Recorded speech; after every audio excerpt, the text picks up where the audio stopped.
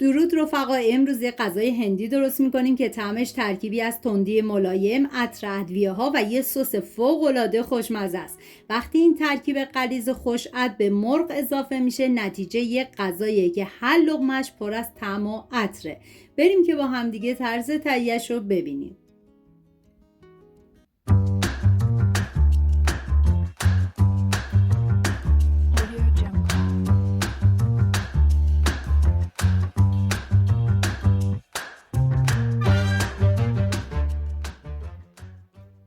این غذا 2 مرحله پیاز داره که پیاز مرحله اول 3 عدد هستش همراه با 4 عدد گوجه فرنگی.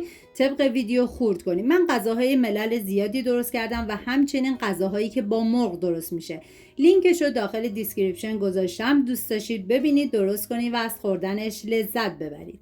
داخل تابه مقداری روغن میریزم. بعد از اینکه کمی داغ شد، پیاز ریز شده رو بهش اضافه میکنم. ببینید توی این مرحله اصلا نیاز نیست که موادمون خیلی تف بخوره، همین که با هم دیگه مخلوط بشه و کمی نرم بشه کافیه.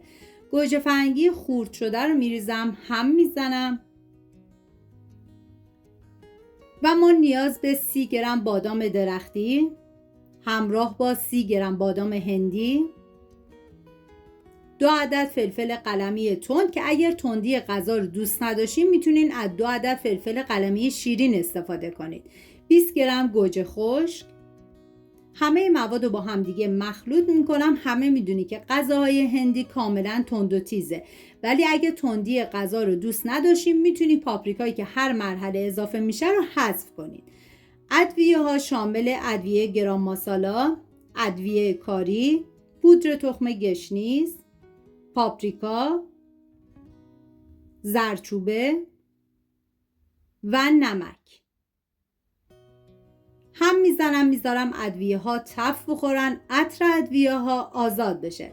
بعد از اینکه ادویه ها تف خوردن، من دیگه حرارت رو خاموش میکنم، میذارم مواد کمی خنک بشه و باید این مواد رو میکس کنی که به هر دستگاه و روشی که راحت هستید این کار رو انجام بدید. و حالا این سوسی که آماده شد میذارم کنار. میریم برای پیاز مرحله دوم که توی این مرحله 3 عدد پیاز کوچیک نیاز داریم. به صورت خلالی خورد میکنم. این غذا برای 3 نفر در نظر گرفته شده. شما بر اساس تعداد نفرات مواد رو کم یا زیاد کنید. من اندازه ها رو هم در طول ویدیو میگم، هم داخل دیسکریپشن نوشتم. داخل تابه مقداری روغن میریزم. بعد از داغ شدن پیاز ریز شده رو بهش اضافه میکنم، هم میزنم، زمان میدم تا پیاز کمی طلایی بشه. نیاز به مرغ دارین که من از 700 گرم ران مرغ استفاده کردم. شما میتونید از سینه مرغ هم استفاده کنید یا ترکیبی از ران و سینه که دیگه کاملا اختیاری و سلیقه‌ای هستش. بعد از اینکه پیاز کمی طلایی شد، مرغ بهش اضافه میکنم، هم میزنم، زمان میدم تا مرغ کمی سرخ بشه. نیاز به 4 حب سیر داریم که من با استفاده از دنده ریز رنده میکنم. سعی کنید که پودر سیر رو جایگزین سیر تازه نکنید، چون سیر تازه عطر و طعم این غذا رو فوق العاده خوشمزه تر میکنه. و همچنین نیاز به زنجبیل تازه داریم که رنده شدهش باید 2 قاشق غذاخوری باشه. بعد از اینکه مرغ سرخ شد، 3 عدد برگ بو همراه با زنجبیل و سیر رنده شده رو به مرغ اضافه میکنم، هم میزنم و میذارم به مدت 15 ثانیه با حرارت کم تف بخوره.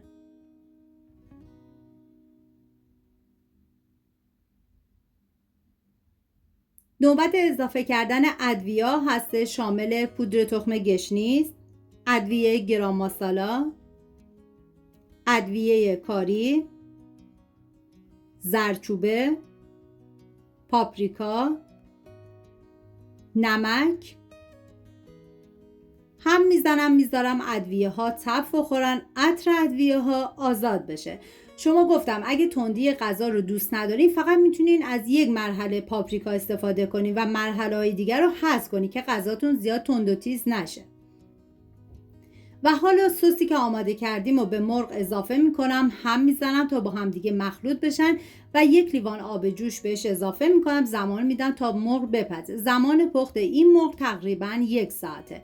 این غذا هر لقمش یه ترکیب فوق‌العاده تندی ملایم، عطر خاص و بافت نرم و آبدار. امکان نداره بعد از یک بار امتحان کردن دوباره هوسش نکنید. هم میزنم و دیگه سر تابه رو میذارم تا مرغ بپزه و جا بیفته.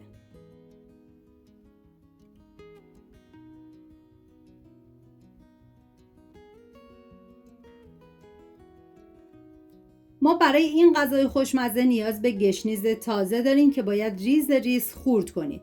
تقریباً 2 قاشق غذاخوری از این گشنیز رو میریزم داخل مرغ و مقدار خیلی کمم برای تزیین روش استفاده میکنم. بعد از 1 ساعت که مرغ به این غلظت رسید، توی این مرحله مقداری گشنیز میریزم و 5 دقیقه دیگه بهش زمان میدم و بعد از 5 دقیقه غذای خوشمزمون آماده است.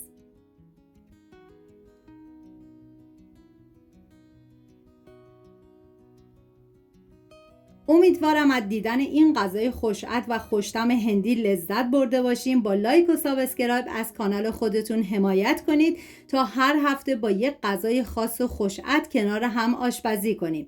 تا دیداری دیگر و یه دستور غذای خوشمزه مراقب خودتون باشید و لحظات خوب رو کنار عزیزانتون سپری کنید.